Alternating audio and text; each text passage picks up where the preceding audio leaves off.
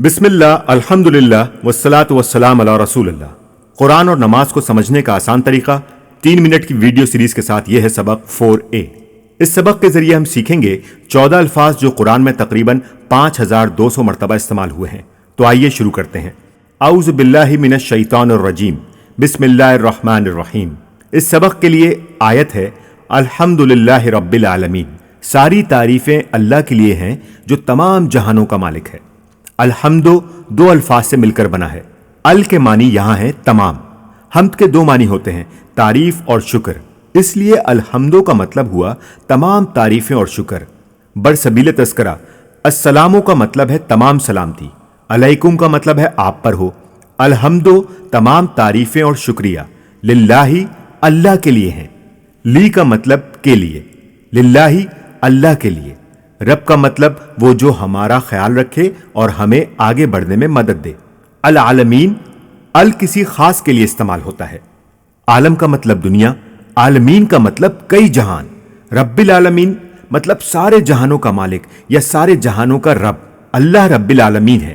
اگر وہ سورج، چاند، زمین، کشش ثقل اور باقی تمام چیزوں کا خیال نہ رکھے تو پوری دنیا تباہ ہو جائے اور ہم سب ایک لمحے میں مر جائیں۔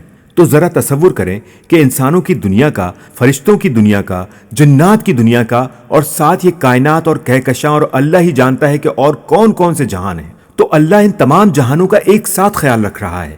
کیا ہمارا دل اس کی تعریف سے بھر نہیں جانا چاہیے جب ہم یہ کہیں کہ الحمدللہ رب العالمین؟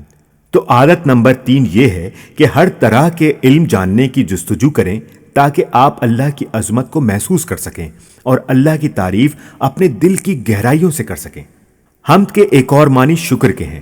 اللہ نے ہمیں پیدا کیا، ہمیں آنکھیں دیں، کان دیے، ناک دی، ہاتھ اور پاؤں دیے، آب و ہوا دی، لباس اور گھر دیا، لوگ دیے، ہمیں والدین کی نعمت دی، بھائی بہن، رشتہ دار، دوست اور بہت کچھ، اور ساتھ ہی عطا کی آرام اور صحت کی دولت۔ غذا میں سبزی دی، گوشت اور دودھ دیا، اقسام اقسام کی اجناس و خوراک۔ اس نے ہمیں انسان بنایا اور سب سے بڑھ کر مسلمان۔ خدا نہ خواستہ اگر میرے گردے خراب ہو جاتے ہیں اور کوئی اپنا گردہ عطیہ کرتا ہے، کیا میں زندگی بھر اس کا شکر گزار نہیں بنوں گا؟ اللہ نے ہمیں 2 بہترین کام کرتے ہوئے گردے عطا کیے اور بہت سی دوسری نعمتیں عطا کی۔ ہر نعمت اتنی پیچیدہ ہے کہ پوری دنیا مل کر بھی اس جیسی ایک چیز نہیں بنا سکتی۔ جب آپ قرآن کی تلاوت کرتے ہیں تو اس کا کچھ مطلب ہوتا ہے۔ مثال کے طور پر، یا اللہ تیرا شکر ہے کہ تو نے مجھے زندہ رکھا، مجھے صحت مند رکھا، مجھے محفوظ رکھا اور مسلمان بنایا، اور مجھے موقع دیا کہ تیری عبادت کر سکوں، اور بہت کچھ۔ کیا اس آیت کی تلاوت کے وقت میرا دل اللہ کی شکر گزاری سے بھر نہیں جانا چاہیے؟